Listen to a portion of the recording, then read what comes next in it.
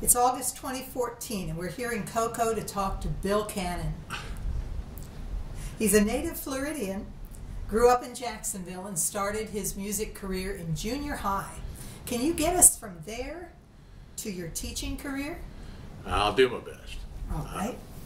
I started my music career with Clyde Swatsell at Kirby Smith Junior High School in Jacksonville.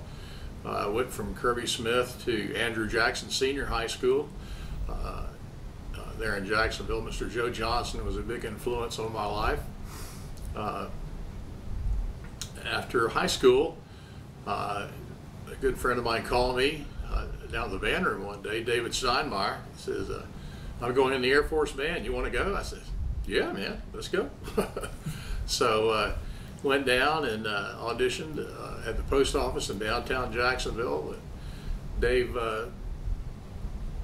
was up first, and the recruiting sergeant says, can you play something for me, son? Well, David took his trombone out of his case and played the introduction to Sentimental Over You, and the sergeant said, sign here, son. And he looked at me and he said, where's your tuba? I said, well, I don't have one. He says, no major scales? Oh, yes, sir. No, your minor scales? Well, he said, sign here on the dotted line. So a few days later, David and I left for Lackland Air Force Base and was stationed here at Patrick Air Force Base from 1961 to 1965. During that time period, I had the good fortune to meet Marion Scott, who was the band director at Southwest Junior High School at the time in Melbourne, Florida. Scotty invited us to come down and view his program, and I was the only guy that went. And I kept going back and going back.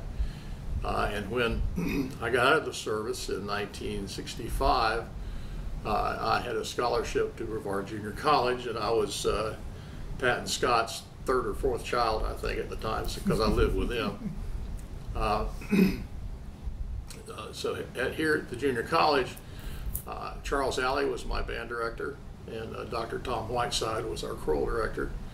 And Tom had gone to Murray State University in Murray, Kentucky, and suggested that I go visit them to finish my degree. So I went up there, liked what I saw, was able to get a scholarship, taught for half a year up there as an undergraduate, about flunked out of school, but I had a good band. So Priorities. Through the connections I'd made here in the county, while I was in junior college here, I was coming back to teach at New Cocoa High School when it opened in 1970 with Jerry Dodson. Unfortunately, the numbers were not there, and we lost a music unit, and I just slipped into Jerry's position at Clear Lake Junior High School where he was before.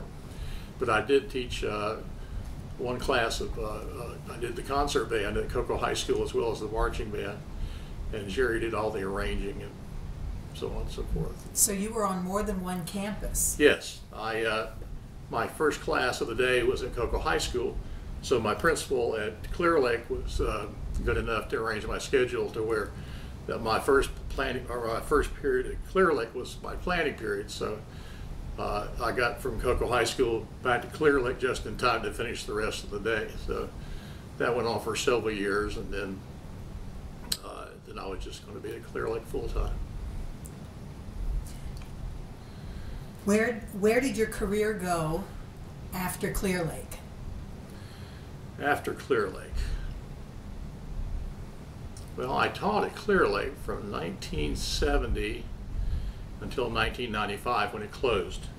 I was doing band, choir, and orchestra when it closed in 95.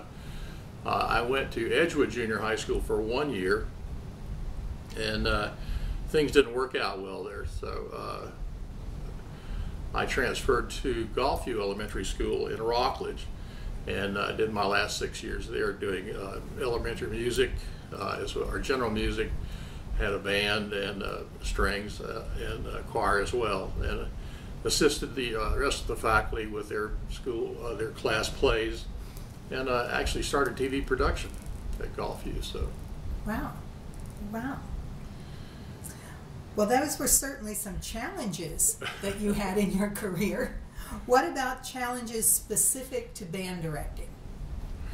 You know that I guess it's true today, as it was when I started teaching back in the dark ages, that being able to swallow the pill that we don't know everything when we first come out of school, and that's like I say, that's a tough pill to swallow when you think you got the world by the tail. That you get out in the classroom and all of a sudden it's in reverse, and so you got to be innovative, creative, plug in, network, listen to what other experienced directors have to say. I mean, listen to any director what they have to say. I mean, it's the smorgasbord of information. You take what you can use, and then something that works for someone else may or may not work for you in your program. And that proved to be a positive thing for my program, I think. But back then, we had talked earlier that it was not uncommon for other directors to come in and work your program while you sat back and took notes and this, that, and the other. And so it was always helpful to get a different perspective on what was happening with your students, something that you might hear every day. It's very obvious to them, but you've heard it so much it sounds okay. Mm-hmm. Well, you were certainly surrounded by some wonderful directors and wonderful colleagues. How did they influence you? Again, by a tremendous amount of socialization went on. Families, fishing trips, golfing excursions, just sitting down and talking over a cup of coffee. We were, like I say, very fortunate. Joe Corson at Titusville. Don Albert was at Melbourne High School at the time. And Scotty was at Merritt Island High School. Mike Patrizzi was at Satellite High School.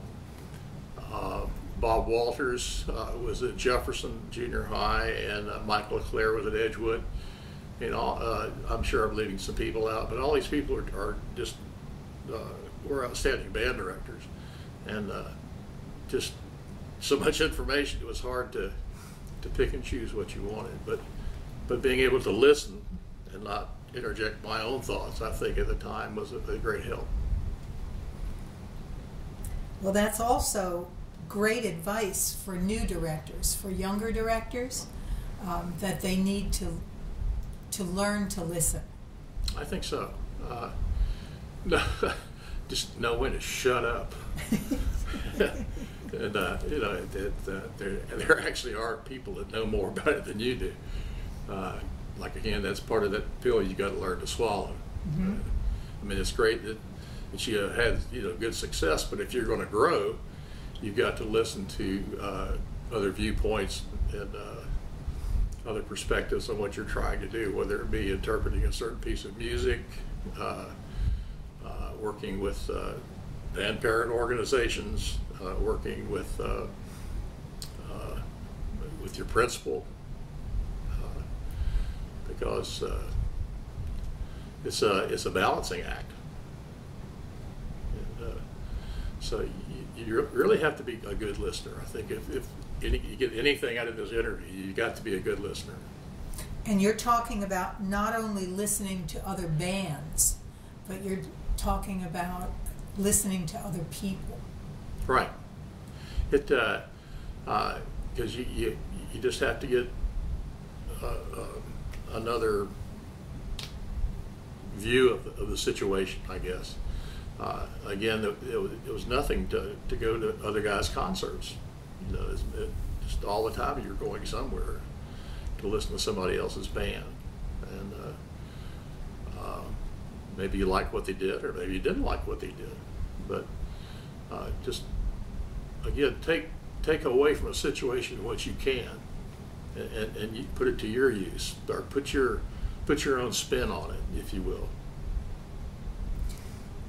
What is your opinion of the networking possibilities within FBA? Well, it's an outstanding resource. It's there, and so many guys are willing to share their time. there doesn't have to be money involved in it. I mean, unless they're coming from a long distance or something, or a gratuity, if you wish. But it was nothing, just to come over for an evening. Again, and exchanging ideas, and watching the techniques that person utilizes. I can remember some of the strategies and people would come up with and say, "Man, that's ridiculous," but sometimes it worked and sometimes it didn't. But you have to give it a try. And you think going there live and having the actual conversation or witnessing the actual concert is more valuable than just searching it on YouTube? Oh, certainly. Yeah, I mean, that's the YouTube situation is very sterile. I mean, you're sitting either in your office or something, but you can't, I mean, other than talk to the screen, and people are going to start talking about you. So, but to have interaction with other directors and the directors themselves, you know, because they'll be the first to admit that, whew, I didn't think we were going to get through that one. Well, I know that you're very outgoing. You're certainly not shy. What else about your personal character has allowed you to have such great successes? I think it's just always being able to listen. You say being outgoing, it certainly helped in my career. I was very active in politics in the Florida Bandmasters Association back in the 80s. Excuse me. Listening to what other people had to say, and trying to create a better environment for everyone. Yeah. Just gosh, I'm at a loss for words here for a second.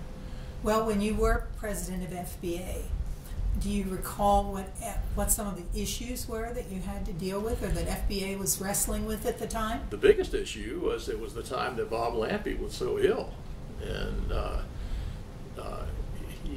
he wasn't able to function as the executive secretary that year. So I kind of had it all on myself to handle everything, and that was those. I can remember the days when the meetings would go till 2 and 3 o'clock in the morning. Big smoke-filled room, and it's, you know, in Miami or Daytona Beach, and things would just go on and on and on and on, just beating the same thing over and over. But just trying to streamline things, get things to move on, and, for the betterment of FBA. But probably the biggest challenge was that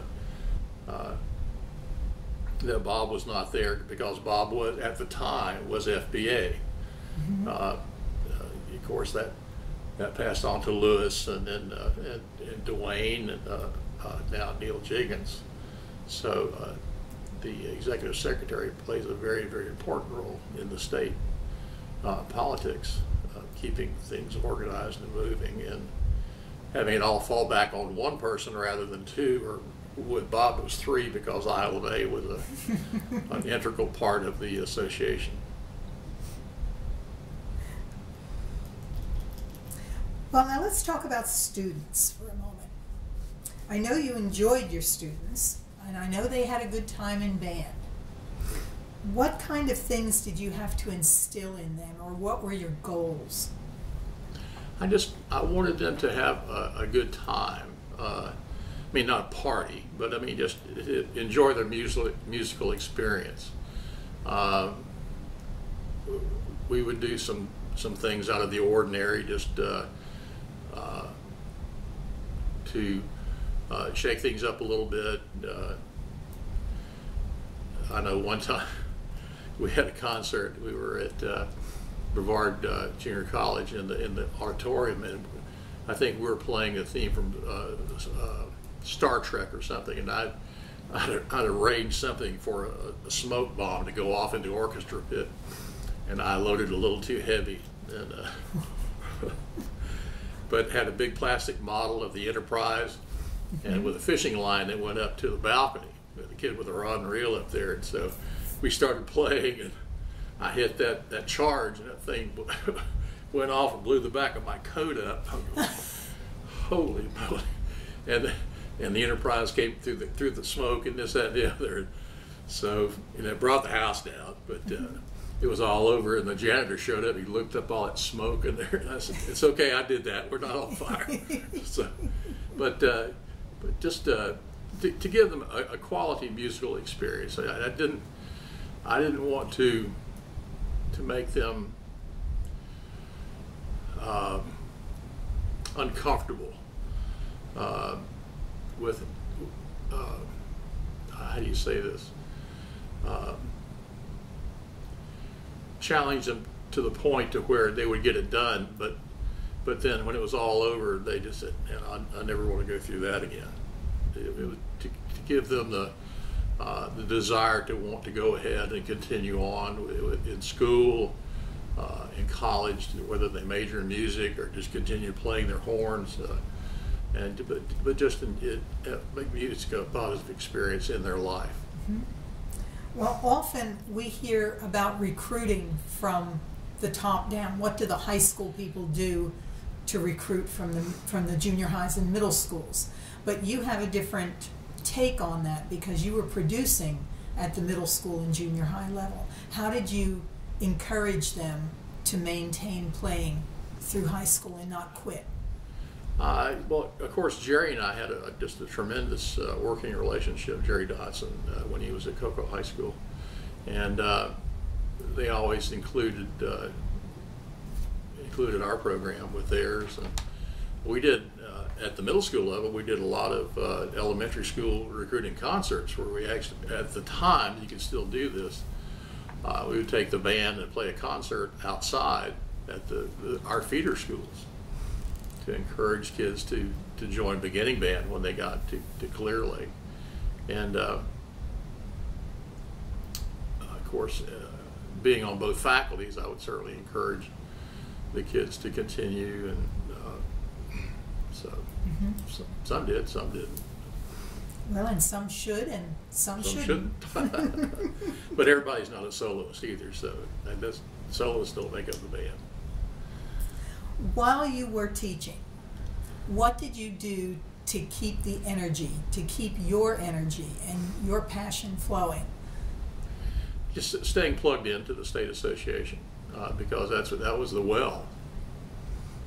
You always look forward to going to the district meetings to sit there and tell lies to each other. Then you could enhance the lies when you got to state. So, but it was always good to stay plugged in. The communication level statewide at that time was not as thorough as it is now. Of course, with my connections with Phi Beta Mu and this, that, and the other, we have brothers and sisters all over the state. We stay quite connected that way, and I'm not sure if it was that way with the FBA at the time. The Panhandle guys were kind of more like South Alabama people, and the folks down in Key West were, in a different land altogether. So, but just being able to meet and interact with other directors from other parts of the state, different styles of at the time, marching. Somebody was doing something that you thought was really good, and could ask the guys about how they're doing it, why they're doing it. We used to go up to the Southeastern States Marching Festival when it first started, and that's when the drum corps thing was kind of first coming on, and we could take the best of what we felt from that and leave the rest. But we were able to plug some things, gimmick things, and it all seemed to work out quite well. Well, I know you've served on several state committees. What have you learned from those? Again, that was part of the networking thing, staying plugged in with other people. Like we talked earlier, I was on the state redistricting committee a couple of times. I was the chair of the state sight reading committee for quite a few years. That's back when we had to have everything at one school, and it was put on buses and shipped out, and it was a crazy time, but it worked. You actually retired in 2002. Yes, ma'am. And your retirement has changed from what you did in 2002 and 2003 when you were substitute teaching and such. Right. And it has modified and mutated. And what are you doing now in your retirement? Well, I'm not plugged in as much as I was when I retired in 2002. Of course, I was part of the Elementary Educators Association at the time, but was quite active in that in the county, and not so much on the state level, but we did a lot of exciting things. The elementary music teachers are kind of the unsung heroes of everything, because they're the ones who help formulate the kids and prepare them for junior high, middle school, to instill that continue in either voice or strings or instrumental music. Unfortunately, a lot of the plug-in time now is at kind of sad times, at funerals and things. More and more of that is happening. Some of our stellar band directors are passing, and I'm sure there's more to come, so including myself. But I actually quit substitute teaching last year, but I just got to a point to where I felt that I may not be able to react in an emergency situation if I had to. Especially, I did a lot of work at the elementary level. Mm-hmm. But main connection, I guess, is through Phi Beta Mu, and friendships from over the years. I know I still, this person is a brother in Phi Beta Mu, although he's no longer active. But Roy Carter, Roy was I met when I was in high school. He was at Ribault Senior High School in Jacksonville, and good friends with Joe Johnson. And so Roy and I have been friends for a long time, so we stay in touch and plugged in that way. So, mm-hmm.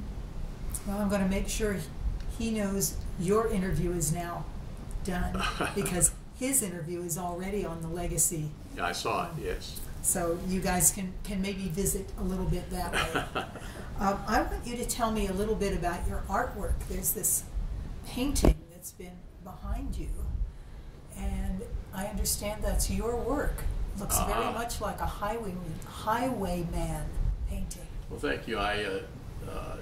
That was my shot at painting. I took some lessons from one of the highwaymen.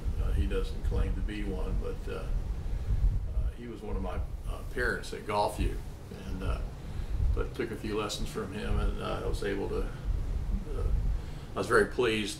I was so pleased that I haven't done anything since then. I was afraid that was my one shot at fame. So. Well, it's wonderful. Well, thank you very much. It evokes a mood, very calm. Yeah, I love the Florida landscape. So. Well, we're almost at the end of our time, but have you got a short story you'd like to tell us from your days of teaching, band directing? Is this going to be edited? Be careful.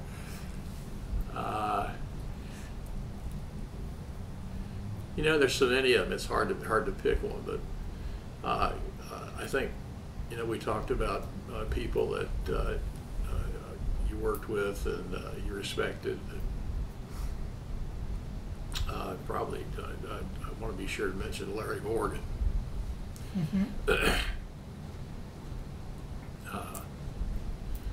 Larry is very special, and but we spent an awful lot of time driving places together and talking band business. And he said he learned more about band directing from Bob Walters than he did from any college class. So I was very very close to Larry.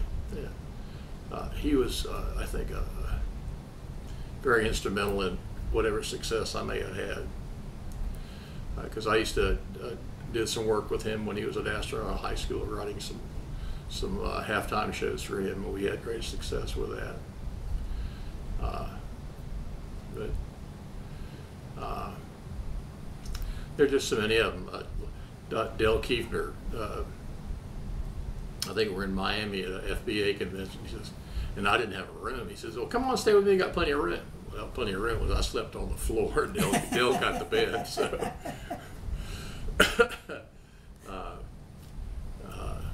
getting to meet people like Charlie Carter, A.R. Casamat,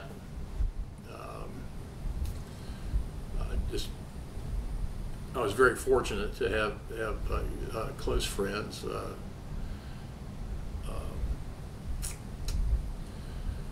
From FBA and just everything that just really, pushed me one way or another, or helped guide me in one way or another in my career. And just always tried to stay open and take it. I wanted like a big sponge and just take it as much as I could. Well, so many of those people you've mentioned led by example, and were great role models for all of us. Yeah, Jeff Bradford, of course, Bob Lampe, just all great folks. Well, we've come to the end of our time, and it's time to say bye-bye. Well, I'm certainly very honored. Thank you very much.